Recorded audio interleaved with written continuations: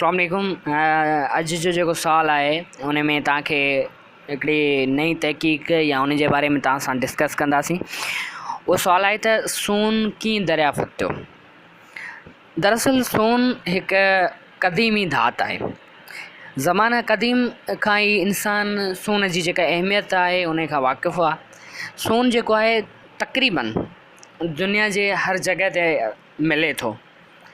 मसलन समुंड जो जेको पाणी आहे उन में बि सोन खे जो जेको मामूली मिक़दार उते असांखे मिले थो, पर उन खे जेको समुंड जे पाणीअ मां अलॻि करणु तक़रीबन नामुमकिन आहे।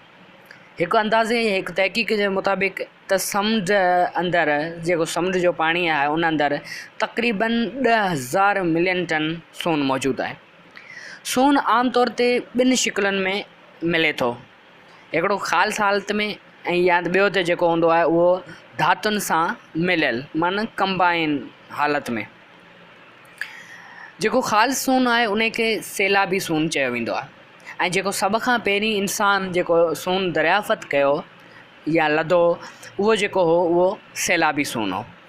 सोन जी 3 वजूहात जे बुनियाद ते उहो क़ीमती हूंदो आहे। 3 वजूहात आहिनि जंहिंजे बुनियाद ते उहो क़ीमती आहे।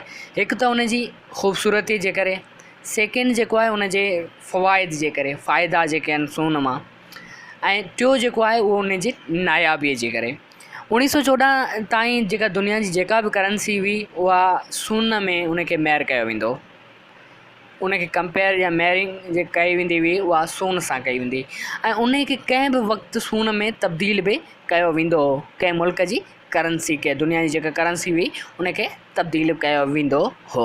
त ऐं उन ई जेको सिस्टम हो, जेको तब्दीली करंसी जी तब्दीली सोन में, उन खे हिकिड़ो मख़सूसु नालो हो गोल्ड स्टैंडर्ड सिस्टम चयो वञे थो, पर हाणे उन खे में ख़तमु कयो वियो आहे।